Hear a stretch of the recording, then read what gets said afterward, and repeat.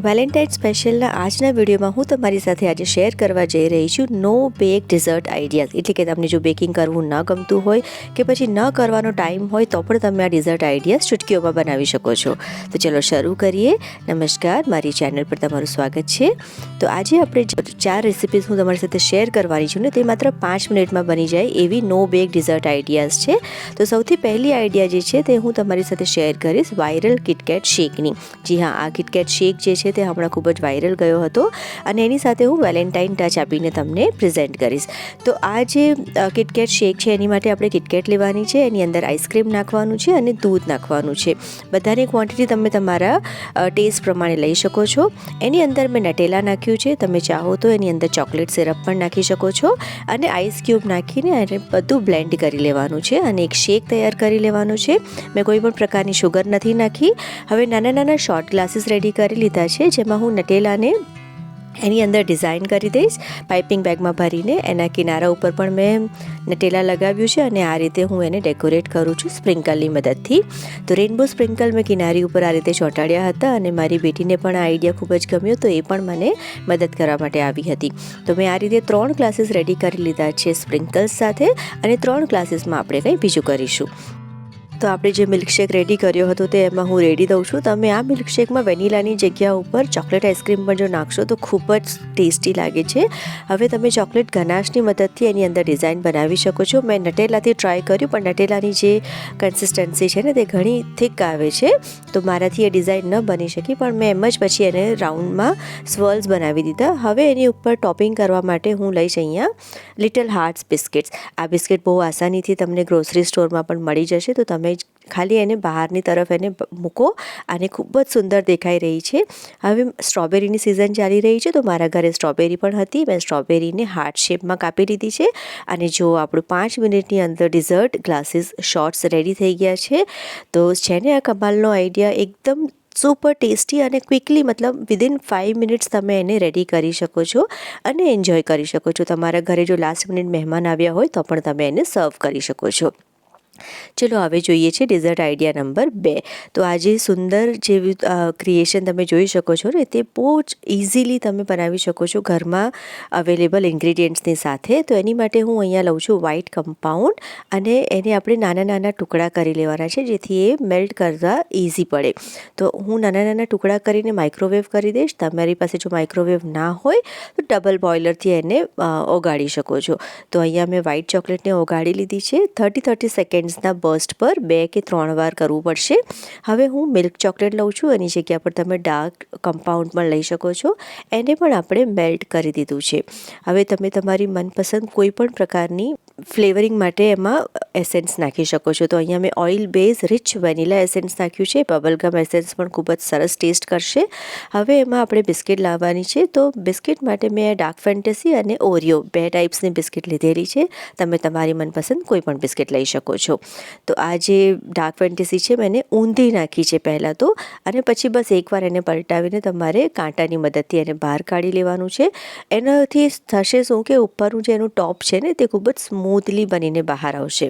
હવે આપણે Valentine's theme છે એટલા માટે હું પિંક અને રેડ કલરના સ્પ્રિંકલ્સ એના ઉપર લગાવી દઈશ, એ સુકાઈ જાય તે પહેલાં.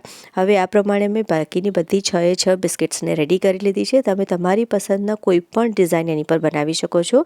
તમે રેડ કલર કે પિંક કલરના મેલ્ટેડ ચોકલેટથી એની ઉપર લખી પણ શકો છો. તમારે જે પણ મેસેજ આપવો હોય એ મેસેજ તમે એની ઉપર લખી પણ શકો છો. અને ખૂબ જ સુંદર અને સરળતાથી ઇઝીલી બની જાય તેવી આ ડિઝર્ટ આઈડિયા છે. તમે એને સુંદર રીતે જો કપકેક લાઇનરમાં સજાવીને ડબ્બામાં પેક કરીને કોઈને ગિફ્ટ આપશો તો પણ એ બહુ જ સરસ એક ગિફ્ટ આઈડિયા પણ બની શકે એમ છે. તો તમે એને જો આ રીતે નાના નાના કપકેક લાઇનર્સમાં મૂકી દો અને ગિફ્ટ પેક કરીને જો કોઈને આપશો ને તો એ ખૂબ જ ખુશ થઈ જશે. તો આ આઈડિયા તમને કેવી લાગી અને તમને આવી આઈડિયા બનાવી ગમે છે કે નહીં તે પણ મારી સાથે શેર કરો. આટલી ખૂબ જ ઇઝી અને સરળ આઈડિયાઝ જો તમને ગમતી હોય તો મને કમેન્ટ સેક્શનમાં કમેન્ટ કરજો. હું વધુ આ પ્રકારના વિડીયો તમારી માટે લઈને આવીશ. હવે જઈએ છીએ આપણે નેક્સ્ટ આપણા ડિઝર્ટ આઈડિયા નંબર 3 ઉપર. તો તમે જોઈ શકો છો કેટલા બ્યુટીફુલ આ કોટમાં રેડી થયેલી સ્ટ્રોબેરીઝ તમને દેખાઈ શકશે. તો તમે જોઈ શકો છો કે આ એકદમ પાર્ટી સાઇઝ બાઇટ આઈડિયાઝ ડિઝર્ટની છે. એટલે કે તમે એક હાથમાં એને લઈને બાઇટ સાઇઝ ડિઝર્ટ આઈડિયાઝ તરીકે સર્વ કરી શકો છો. તો એની માટે મેં લીધી છે ડાર્ક ચોકલેટ અને વ્હાઇટ ચોકલેટ. તો એક ટૂથપીકની મદદથી હું એમાં સ્ટ્રોબેરીને ફસાવીશ આ રીતે. અને સૌથી પહેલાં આપણે સ્ટ્રોબેરીને શું કરવાનું છે, વ્હાઇટ ચોકલેટમાં ડીપ કરવાનું છે. ડીપ કર્યા પછી આપણે એને એકવાર સુકાવા દેવાનું છે. એક કોટ સુકાઈ જાય પછી આપણે એને બીજી વાર કોટ કરવાનું છે.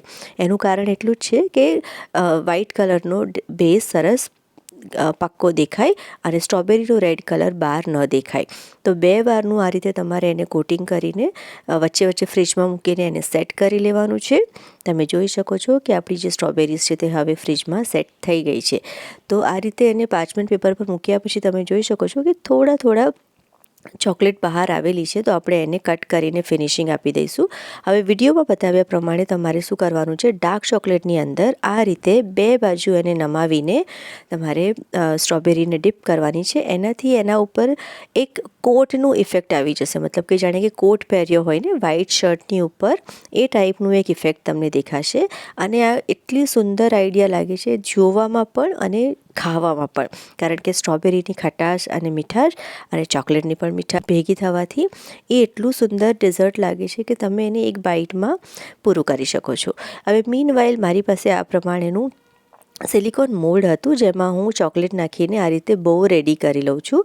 જે આપણે ટાઈ બો પહેરીએ છીએ ને ગળામાં, માણસો જે પહેરે છે એ પ્રકારની બો મેં રેડી કરી લીધી છે. તમારી પાસે સિલિકોન મોલ્ડ ના હોય તો તમે ફોન્ડન્ટથી પણ બનાવી શકો છો, અથવા તો તમે મેલ્ટેડ ચોકલેટની મદદથી પણ એની ઉપર ડ્રો કરી શકો છો. તો આ રીતે એક્સ્ટ્રા આપણે પહેલાં કાઢી લેવાના છે. હવે નાના કપકેક લાઇનરમાં આપણે આ સ્ટ્રોબેરીને આ રીતે સજાવીશું. તમે જોઈ શકો છો રેડ, વ્હાઇટ અને બ્લેક એ ત્રણેય ક્લાસિક કોમ્બિનેશન છે અને એટલી સુંદર આ આઈડિયા લાગી રહી છે. હવે એને હું બટન જેવું ડિઝાઇન આપવા માટે શું કરીશ કે જે ટૂથપીક આપણે એમાં ફસાવી હતી એ ટૂથપીકની મદદથી જ મેલ્ટેડ ચોકલેટની આ રીતે હું ડોટ કરી દઈશ. તમે ચાહો તો આ જ કામ પાઇપિંગ બેગમાં ચોકલેટ ભરીને પણ કરી શકો છો. હવે જે એક મોટું ડોટ બનાવ્યું છે એની ઉપર હું પહેલાં બોને મૂકી દઈશ. તો હવે આપણી જે સ્ટ્રોબેરી છે બિલકુલ રેડી છે પાર્ટીમાં જવા માટે. અને લાગે છે ને કે બિલકુલ કોટ અને ટાઈ સાથે આપણી સ્ટ્રોબેરી પાર્ટી રેડી થઈ ગઈ છે. તો તમે જોઈ શકો છો કેટલી સુંદર આ ડિઝર્ટ આઈડિયા લાગી રહી છે. અને એ પણ ફક્ત 5 મિનિટમાં બની જાય એવી નો બેક અને સરળ રીતે તમે ઘરે બનાવી શકો એવી આઈડિયા છે. તો તમને આ આઈડિયા ગમી કે નહીં, તમે ટ્રાય કરશો કે નહીં એ પણ મારી સાથે શેર કરજો. તો ચલો હવે જોઈએ છે છેલ્લી ડિઝર્ટ આઈડિયા નંબર 4. તો એના માટે મેં અહીંયા લીધા છે કાજુ. તમે ચાહો તો બદામ પણ લઈ શકો છો અને જો નટ્સ ના લેવા હોય તો સ્પ્રિંકલ્સ પણ લઈ શકો છો. તો એને થોડા શેકી લેવાના છે અને પછી આ રીતે ઝીણા એના ટુકડા કરી લેવાના છે અને એક વાસણમાં ભરી લેવાના છે. હવે અહીંયા 2 ટાઈપની સ્ટ્રોબેરીઝ છે. તો હું મોટી જે સ્ટ્રોબેરીઝ છે ને એ સ્ટ્રોબેરીઝ આ આઈડિયા માટે પસંદ કરું છું. તમને આગળ ખબર પડશે કે કેમ મેં મોટી સ્ટ્રોબેરીઝ લીધી છે. તો આ રીતે તમારે સ્ટ્રોબેરીને સરસ રીતે ધોઈને સાફ કરી લેવાની છે અને ઉપરથી એના જે પાંદડા છે એ કાઢી લેવાના છે. હવે છરીની મદદથી તમારે એની વચ્ચે થોડું જે પલ્પ છે ને એ કાઢી લેવાનું છે અને આ રીતે એને જગ્યા બનાવી દેવાની છે. તો મેં 5 થી 6 સ્ટ્રોબેરીઝ આ રીતે બનાવીને રેડી કરી લીધી છે. હવે એમાં આપણે કરીશું ફિલિંગ. ફિલિંગ માટે તમે ફરીથી ચોકલેટ ગનાશ લઈ શકો છો. હું અહીંયા ફિલ કરીશ નટેલાને. તો નટેલાને હું હમણાં શું કરીશ, એક પાઇપિંગ બેગમાં ભરી દઈશ અને એને આપણે ફિલ કરીશું આપણા સ્ટ્રોબેરીઝની અંદર. તો મેં નટેલાને આ રીતે ભરી દીધી છે, પણ મેં તમને જેમ આગળ કહ્યું એ ખૂબ જ થીક હોય છે. તો એને પુશ કરવા માટે મને આ રીતે એક સ્ક્રેપરની જરૂર પડી. હવે આગળ જે એર બ્લોક થઈ છે એના માટે આપણે એને એક નાનું કાણું પાડી દઈશું જેથી એર નીકળી જાય. હવે આપણે પાઇપિંગ બેગ રેડી કરી લીધી છે. તો આ પાઇપિંગ બેગને હું પહેલાં યુઝ કરીશ આપણા સ્ટ્રોબેરીઝ ભરવા માટે. તો હું આ રીતે એમાં ભરી દઉં છું બધા જ સ્ટ્રોબેરીઝને. હવે નેક્સ્ટ તમારે શું કરવાનું છે, તમે ચાહો તો એને 5 મિનિટ ફ્રીજમાં સેટ કરી દો અને સ્ટ્રોબેરી ઠંડી કરી દો, અથવા તો તમે આ રીતે પકડીને એને સીધા ચોકલેટમાં ડીપ કરો અને ઉચકી લો, જેથી ન્યુટેલા બહાર ના આવી જાય. અને ઉચક્યા પછી સીધું તમારે એને રોલ કરવાનું છે, તમે જે નટ્સ કાપીને રાખ્યા છે એમાં, અથવા તો સ્પ્રિંકલ્સમાં. ખૂબ જ સુંદર દેખાઈ રહ્યું છે. આખી સ્ટ્રોબેરી આપણે ડીપ નથી કરવાની, ખાલી એના કિનારાના ભાગને આપણે ડીપ કરવાના છે. એને પણ તમે લાઇનરમાં મૂકીને સજાવી શકો છો. ટેબલ ઉપર આ રીતે મૂકેલા ડિઝર્ટ ખૂબ જ સુંદર દેખાય છે અને તમે એને એઝ અ ગિફ્ટિંગ ઓપ્શન પણ આપી શકો છો. તો મારું આ પ્લેટર આજે રેડી થઈ ગયું છે અને તમે જોઈ શકો છો કેટલું સુંદર આ આઈડિયા દેખાઈ રહી છે. અને દરેકે દરેક આઈડિયા 5 મિનિટમાં તમે બનાવી શકો છો.